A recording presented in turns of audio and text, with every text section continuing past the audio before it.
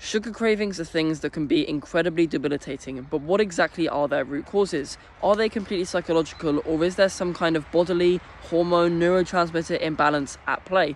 Clearly, these sugar cravings are not natural. It's not normal for a human to crave sugar and sweet and processed foods so much that it's actually better off that they consume them, because the willpower that they have to use and the energy that that takes up and the stress that that causes to actually resist the junk food is actually greater than the stress that the junk food causes on your body. So you might as well consume it and just kind of make sure that that particular sugar craving is gone.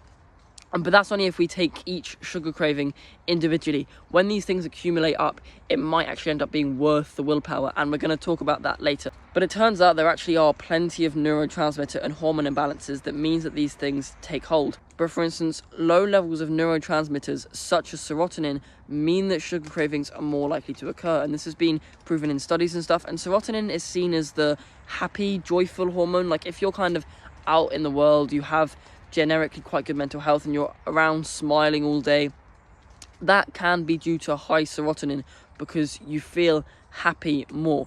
Dopamine is sometimes seen as what actually attributes to this, but dopamine is more of a drive hormone and reward hormone, and that is to do with reward cycles and stuff. And dopamine, when you get it wrong, when you get dopamine wrong, it can be seen as a pleasure hormone because you're kind of striving for instant gratification and pleasure consistently, and that can end up pretty bad for you if you continue to succumb to those kind of things. And sugar cravings can also be an example of dopamine deprivation. If you don't have enough dopamine, then you're going to crave this short-term pleasure. But if you work on things that actually make you happy, if you have purpose and good mental health therefore, then you will get these sugar cravings less because your dopamine levels are satisfied, and your serotonin levels will also be satisfied because you will feel happier because of your good mental health and you're working on things that are important to you. So an actionable step to make sure that your neurotransmitter levels are fixed in a way is to not necessarily try focus on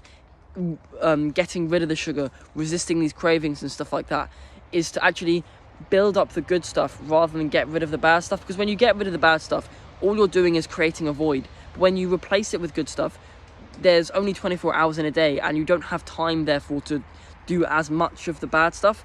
And if you wanted to do it, you'd have to sacrifice the good stuff, which hopefully, if your brain has been rewired enough by that point, you won't want to make that sacrifice. And so you are progressing and you are succeeding in that sense of the imagination. So doing things that make you happy, doing things that are purposeful to you, and working on the stuff on your day-to-day life that has an impact on the world and makes you feel this kind of sense of enlightenment.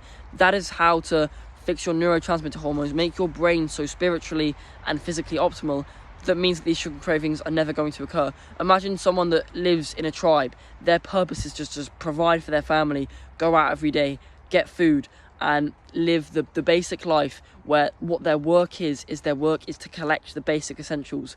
Almost like a fucking Minecraft game in the way, where your work is to just get the basic essentials and live. You don't have to do anything fancy, sports cars, luxury, anything like that. Your work and your life's purpose is to provide for your family and do the basic essentials. That's it. And if they're doing that and they're happy, that's their purpose, they're not going to have any cravings for this food that doesn't actually exist in their time, because this junk food is such an unnatural thing.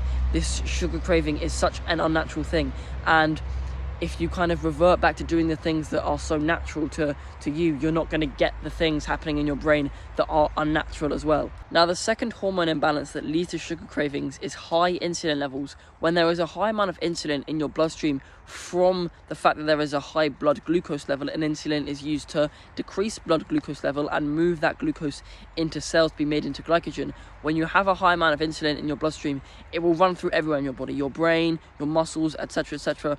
But when this insulin runs through your brain, it actually causes some chemical signaling that causes you to crave more sugar. So the act itself of consuming sugar, and therefore insulin is being released into the bloodstream, will cause you to crave more sugar. So when you act on a sugar craving and you consume the sugar, you consume the junk food, you're actually making it more likely that you're going to have another sugar craving later on down the line. So that is where the willpower actually works and actually makes sense, and it makes sense for you to try to resist these sugar cravings as and when they come, if they do come. And if the implementation of finding your purpose and making yourself happy by improving your mental health hasn't quite started working yet, and it will, I promise, but if it hasn't quite started working yet, then using willpower to get rid of the decreasing amount of sugar cravings is the way to go, essentially. And now I have a bit of a story about how I overcame sugar itself, and I'd never really had any sugar cravings before in my previous time, so I don't really know how much stress it takes to resist the sheer power of these hormone imbalances and neurotransmitter imbalances. But I've never been a big fan of like chocolate and Easter eggs, and I know, put me and burn me on the stake, but it can get quite sickly after you have so much of it. And after Easter, everyone gets loads of chocolate eggs, and I always just used to put these chocolate eggs up on my wall, and I would never ever really touch them at all. And these things would be in my room, and I'd always be able to see them like through my desk and stuff, and it just wouldn't act on me. Like, I wouldn't ever have the thought or the urge to just be like, yeah, I really want to eat some chocolate right now, and just to open it up and start binge eating it. I would never ever get that thought. And that's what will happen to you once you kind of complete the stages of these processes. Once you optimize your neurotransmitter levels and your insulin levels, you won't get those thoughts. You won't get the thoughts of sugar cravings.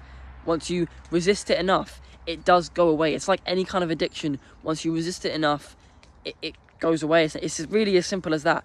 But there are chemical reasons behind it, which I wanted to explain to you, and there are things that you can do to stop those chemical imbalances occurring that may not necessarily be to do with sugar. So for this case, the only solution is willpower, and there's a little willpower experiment that I learned. You may have heard of something known as the marshmallow challenge, where if you're like, kids are sat in a room, and if they resist the single one marshmallow for a minute, then they will be given another marshmallow and they can have two.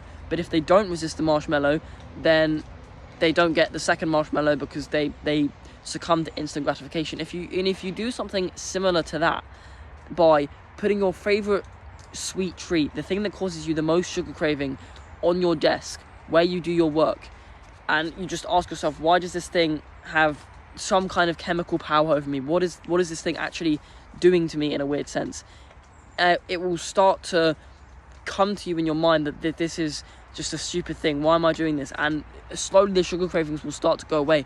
When you expose yourself to this willpower more, the willpower will become easier and easier and easier, and it will be so much easier and easier to resist the sugar cravings itself. And then eventually the sugar cravings will actually start to disappear once you put the other aspects of this thing into process. Now, another part of sugar cravings is the diet linked to mental health. We talked about mental health earlier with serotonin and dopamine, but having a good diet is basically a very good indicator of if you will have good mental health or not. If you're constantly eating fast food, junk food, you're not going to have very good mental health, because what you eat is what you get out. Eating is the only thing that you actually really put into your body, so what you put in, you get out. That's a basic concept that we've all learned throughout our time. That's common sense, and it should be applied to our diet, because we put in food, and if the food is good, we get out good. If the food is bad, we get out bad. It's that simple, really.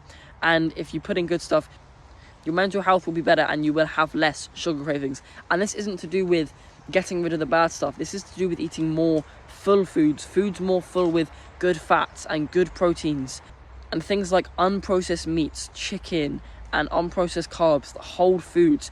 Even though fruits are things that contain a lot of sugar and can be responsible for some sugar cravings, if you balance fruit in your life with whole foods that actually fill you up, like lots of protein and like lots of fat, then you're going to have less sugar cravings, because you're going to have less need to eat food, because you're not consuming such calorifically dense but nutrient deficient foods, if that makes sense. So there is a clear link between your diet and your mental health. If you have a good diet outside of the sugar that you eat, you will be fine. And it's as simple as that, really. I still eat sugar and I still get sad, but the sadness has nothing to do with the sugar that I eat. It's to do with completely personal and irrelevant causes. But the fact that I sometimes have sugary things, maybe it's at an event or at my work or something like that, that has nothing to do with getting a craving. Like the sugar, someone will ask me if, oh, do you want this like little bit of thing that's sweet left over? And I'll be like, yeah, sure. If I really wanted to resist that sugar, and if my goals actually align to not having sugar, like right now I'm trying to bulk, and having as much food as I can is good, but if I can get a little bit of extra food, even if it is like a little bit unhealthy, it's not going to be the worst thing in the world for my goals, essentially. So that's an issue of willpower. That's not an issue of cravings. I've not had a craving for any kind of chocolate brownie or cheesecake or anything like that. I've not had a craving for it, but It's an issue of willpower if someone's asked me for it and I've said yes. If it would have been genuinely bad for my goals to have that chocolate brownie, say I was like trying to lose weight and was on a cut, saying yes to that would be an incredibly bad idea, and it would be an issue of willpower, and you would need to go through the steps to improve your willpower. But I don't really need to do that as much right now. Of course, I'm going to still say no at least like 50% of the time, so that when I do need to go on a cut eventually, I'm not just going to have no willpower and it's going to be a real struggle. So I'm still trying to think about my future self, but like I don't have any of these debilitating sugar cravings that people talk about. And I think the main reason for that is that I have good mental health and I am happy, and like 80% of my diet is filled with whole foods and is good, and that means that I'm full like 90% of the time and don't feel the need to have any sugar whatsoever. But if someone offers it to me, then I'm gonna take it because it's like an extra 100 calories or so that could contribute well to my bulk. But it's as simple as that really. I hope you found this video useful, and I recommend subscribing for more content like this, and have a good day.